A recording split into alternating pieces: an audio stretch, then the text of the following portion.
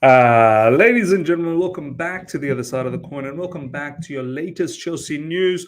Of course, we've got some information in regards to Reece James. Reece James apparently has returned to training, whether it's full training or not, we'll have a look, but he's returned back to some level of training. But we're going to start things off with this second topic, two topics we want to go through.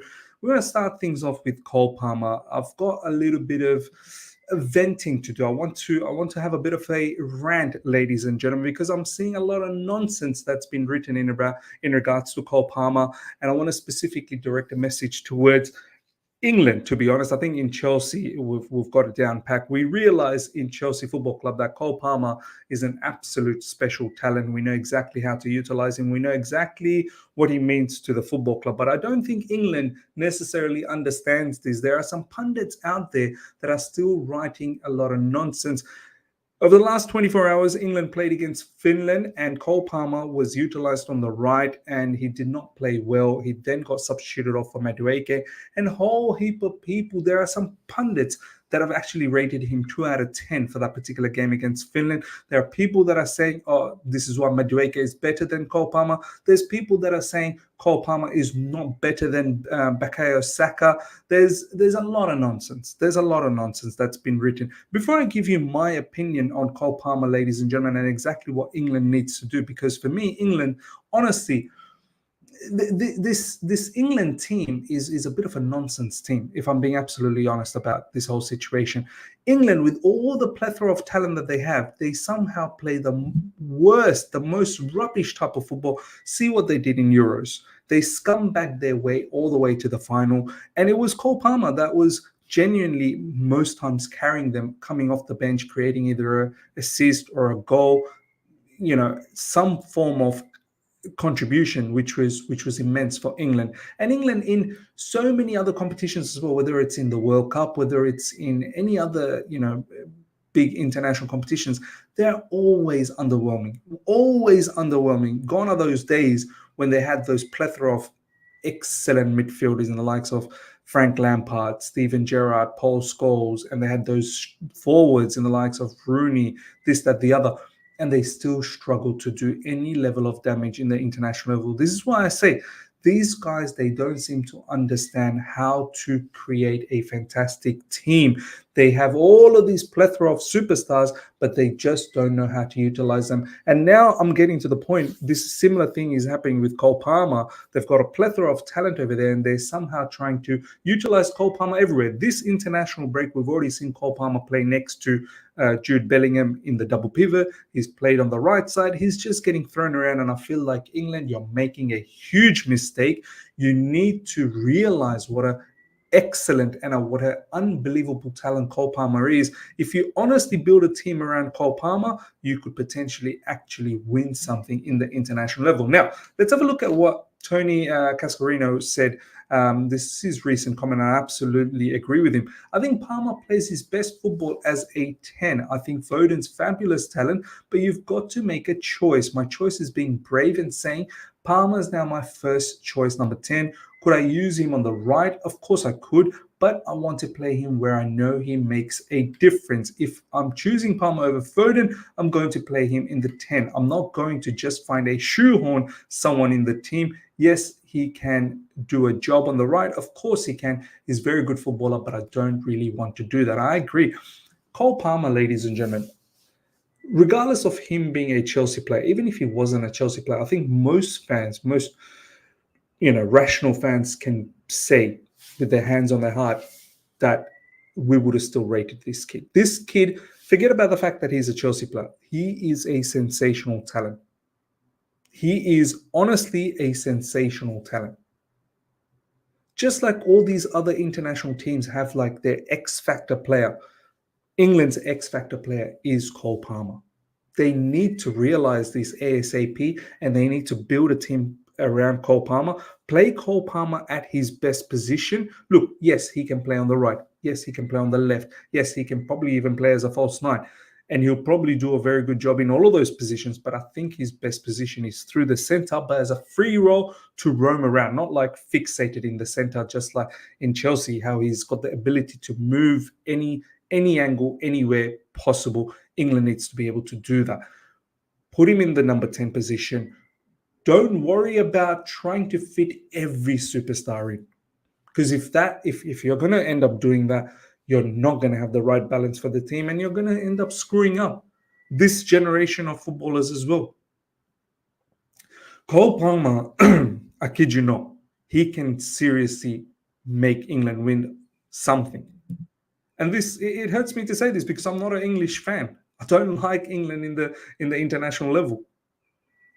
But Cole Palmer is someone, I kid you not, if England utilized him properly, they can actually win stuff, because I feel like he can single-handedly win you matches. He can carry you. He's that type of a talent. Build a balanced team around him. Have him as the 10. Have a solid striker, whether that's Harry Kane or whether that's Ollie Watkins, whoever it is, or Dominic Solanke.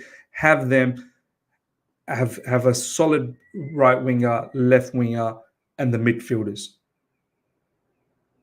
If Bellingham wants to play the number 10 role, then sorry. If Foden wants to play the number 10 role, then sorry. Find a different spot for them. If not, have the guts to bench them, to find the right balance for the team. But the bottom line is, you better make Cole Palmer the centerpiece of England football. Let all the play go through Cole Palmer, and I kid you not, England will be successful.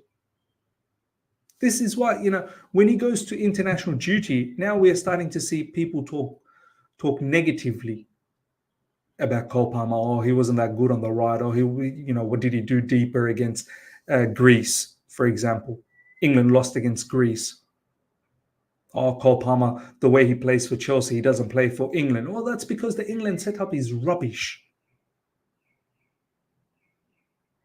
We need to realize this guy is a supreme talent, and we can't allow media and all of these other pundits, whenever he plays for England in such a useless setup, making him look like an average player, and then people hyping up all of these other players in the likes of Saka. Saka's a very good player, don't get me wrong.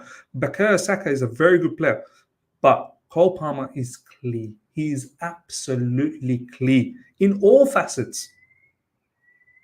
In all skill set, he's absolutely clear of Bukayo Saka. There's no two ways about that. And I even believe against Foden as well. Maybe there might have been some discussions last season, but now it is clear as daylight that Cole Palmer is, without a shadow of a doubt, England's finest player. Finest player. And that goes with Jude Bellingham as well. I know they both play different positions, but there is no doubt Cole Palmer is the finest. So, ladies and gentlemen, let me know your thoughts. For me, I just had to put that out there because the way he gets utilized for England is utter nonsense, absolutely utter nonsense. And people need to realize that Cole Palmer is most likely a generational player.